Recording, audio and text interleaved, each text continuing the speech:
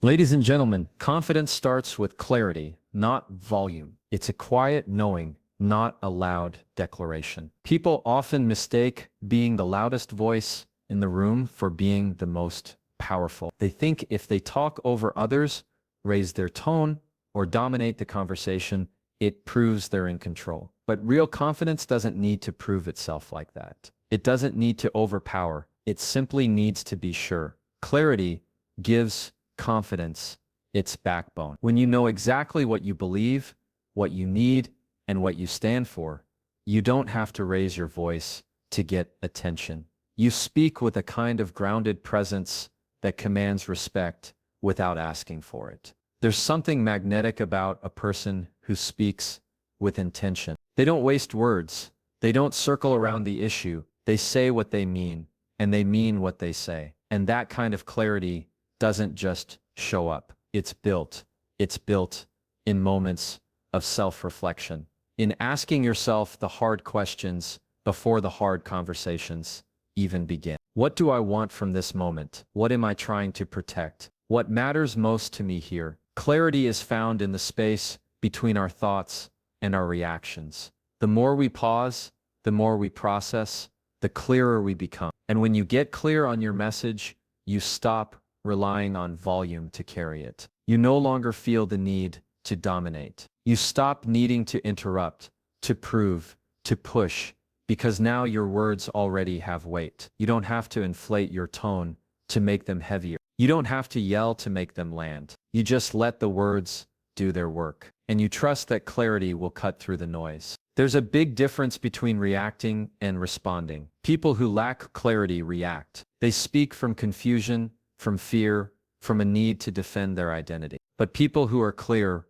respond. They speak from intention, from a place of purpose. That's where confidence grows, in the choice to respond instead of react. In the decision to take a breath, gather your thoughts, and speak from your values instead of your emotion. Clarity is the filter that keeps you from saying something you'll regret. And confidence is the calm that shows up when you do. And not just in conflict. Clarity builds confidence in every interaction. In job interviews, in relationships, in moments where boundaries need to be set or reinforced. When you know where you stand, people sense it. They don't test you as much. They don't try to push your limits because something about your energy tells them you're not easily moved. And that energy comes from clarity, from knowing that you don't have to explain yourself in circles, that your value doesn't need defending, that your truth, even if it's quiet, is still strong. So many people are loud because they're unsure. They think more volume means more control. But volume without clarity is just noise. You can raise your voice all day, but if your words aren't rooted in something solid, people will feel it. They won't trust it. It won't land, because underneath all the shouting there's no foundation. But when your words come from a deep understanding of who you are and what you believe, even a whisper can move a room. Because it's not about decib, it's about depth. It's about the work you've done behind the scenes to get clear on your convictions. Confidence isn't about sounding impressive. It's about being authentic. It's not about being fearless. It's about being aligned. When you're clear, why pause before reacting? That space between stimulus and response holds more power than we often realize. Most people move through life in reaction mode, triggered by tone, expression, circumstance, or the emotional charge of the moment. But the pause, that moment of stillness before words are spoken or actions are taken, is where clarity lives. It's where maturity is chosen over impulse. It's where strength reveals itself, not through domination or control, but through intentional restraint. Because the pause doesn't mean you're weak or unsure. It means you're grounded enough to not be dragged by every wave of emotion that hits you. In that pause, you get to ask yourself what this moment really requires. Does it need your reaction or your reflection, your anger or your awareness, your defense or your direction? The pause is not about shutting yourself down. It's about giving yourself room to show up fully, rather than automatically. It allows you to align with your values, to regulate your tone, to sift through what's really happening versus what your mind is rushing to assume. In that space, your emotions still exist, but they don't control the steering wheel. You do. Most people regret the words they speak in haste. They wish they could rewind, rephrase, or sometimes erase what flew out in the heat of the moment. And almost always that regret could have been avoided if they had given themselves just a few seconds of silence before speaking. The pause protects you. It protects your integrity, your relationships, your peace, because reactions are often fueled by wounds, assumptions, or old patterns. But responses are shaped by understanding, presence, and choice. There is wisdom in stillness. When someone says something offensive or triggering, your instinct might be to snap back. Your ego wants to defend, to fight, to prove. But the pause is your filter. It says, wait, what's the goal here? Is it to be right or to be effective? Is it to match their energy or to raise your own? When you pause, you move from emotional reactivity to emotional intelligence. And that shift is the difference between damage and growth, between chaos and control. Some people fear that if they pause, they'll lose power, that silence makes them look passive. But it's actually the opposite. The person who pauses holds the room. They own their presence. They aren't swayed by provocation or pushed by pressure. They take their time not because they don't have a response,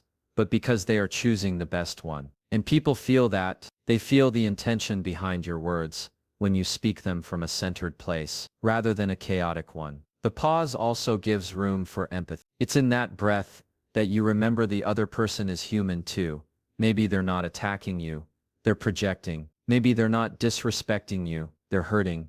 Maybe this moment isn't about you at all. The pause lets you ask better questions, both of yourself and of the situation. What's really going on here? What do I want to walk away with? How do I want to feel after this ends? Those questions don't get answered in the middle of a heated reaction. They're answered in the stillness, in the gap, in the quiet seconds that many skip over. Even in disagreement, the pause builds bridges. It shows the other person that you're listening, that you're not just reacting from emotion, but responding with intention. It disarms defensiveness. It cools tempers. And most importantly, it allows you to stay anchored in who you are, rather than becoming a mirror of the energy being thrown at you. You are not obligated to match the chaos. You are allowed to bring calm. The pause is also where growth happens. Over time, you'll notice that what used to trigger an instant outburst now triggers a breath. What used to hijack your mood now meets a moment of reflection. That's not weakness. That's emotional evolution. You're training yourself to be steady in storms,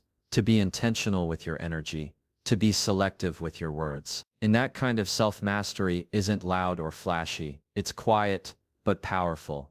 People who can pause before reacting are often seen as composed, balanced, and wise. Not because they don't feel deeply, but because they've learned how to carry their feelings with awareness. They're not walking grenades waiting to explode. They're aware of their internal landscape, and they respect it enough to not let it bleed out on everyone around them. The pause becomes a practice, a habit, a way of life. And each time you choose it, you strengthen a version of yourself that doesn't just survive conflict, but leads through it with clarity, calm, and conviction. I don't need to mimic someone else's tone, or posture, or personality. You get to sound like you, and that's powerful because nobody does you better than you. Clarity gives you the courage to stand alone if you have to, and confidence is what keeps you standing when the pressure comes. But it all begins with knowing, not guessing what your truth is. The moment you stop chasing the perfect words and start speaking from a place of clarity, everything changes. Conversations feel different, decisions feel cleaner, even silence feels stronger, because clarity anchors you. It becomes your compass, and with it, you no longer have to wonder what to say or how to say it. You already know, and that knowing is where confidence truly begins. You don't need to over-explain to be respected. Respect isn't earned by how much you say or how well you justify every choice, thought, or boundary. In fact, the constant need to explain yourself in detail often comes from a place of insecurity, from a place of trying to manage someone else's perception of you. It's a habit built from experiences where being misunderstood felt dangerous, where silence led to conflict, or where your feelings weren't taken seriously, unless you had a bulletproof case behind them. But the truth is, when you know your worth, when you're clear on your values, and grounded in your decisions, you realize that your voice doesn't have to convince everyone. It simply has to speak your truth. Over-explaining often comes from a desire to avoid conflict,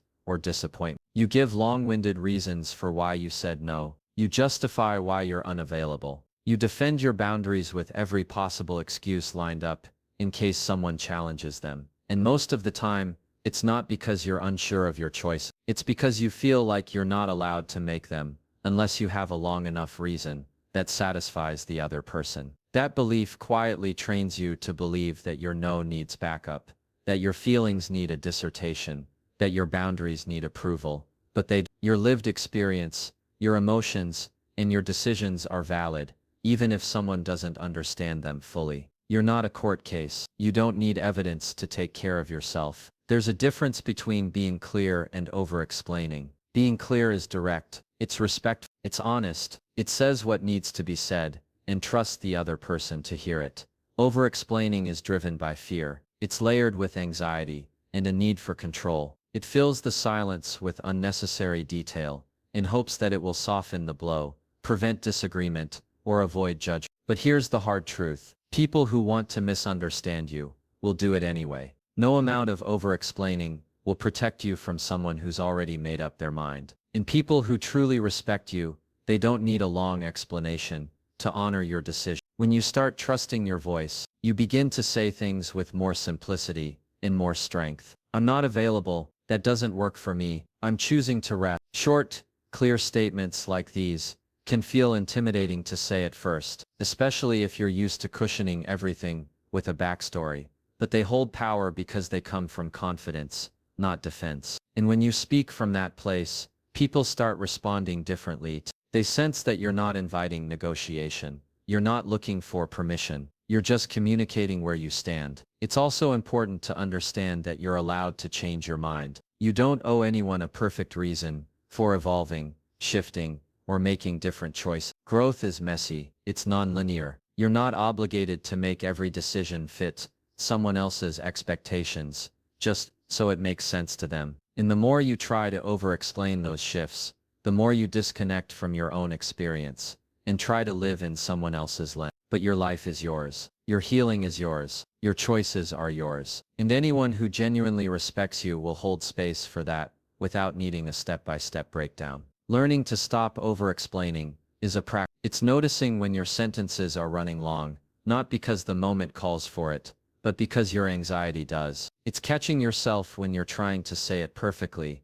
so no one can push back. It's pausing and asking yourself, do I really need to say more, or am I just uncomfortable with the silence that follows a clear boundary? That silence is where your power lives. That's where you get to sit in your truth. Even if it feels awkward, even if the other person looks surprised, even if they expect more. Respect isn't given only when people agree with you. Sometimes it's given when they see you respect yourself, when they witness you stand firm in your values without over-defending them, when they see that your time, energy, and peace are not up for endless debate. That's the quiet power of speaking with clarity, not excess. It's knowing that your voice matters without needing to stretch it to fill every gap. It's trusting that those who are meant to be in your life don't need the whole story to stand beside you, and that those who do may not be listening to understand, but to judge. And that's not your burden to carry. Use boundary statements, not blame statements. It's a shift in communication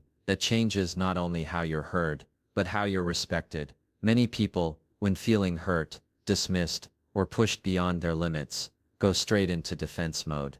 They accuse, they lash out, they point finger. But blame, while it might feel powerful in the moment, actually erodes trust. It creates walls where boundaries could have built bridges. A blame statement says, you're the problem. A boundary statement says, here's what I need. One provokes resistance. The other invites understanding. And when it comes to healthy communication, especially in emotionally charged situations, the difference is everything. It's natural to want to protect yourself, but protection doesn't always require confrontation. Sometimes it requires clarity. And boundaries are simply clear expressions of your limits, your values, and your expectations, without the need to attack someone else's character in the process. Saying you never listen to me is a blame statement. It tells the other person they failed you, and it usually triggers a defensive response. But saying I feel unheard when I'm interrupted, and I'd like to finish what I'm saying before responding, is a boundary. It expresses how you feel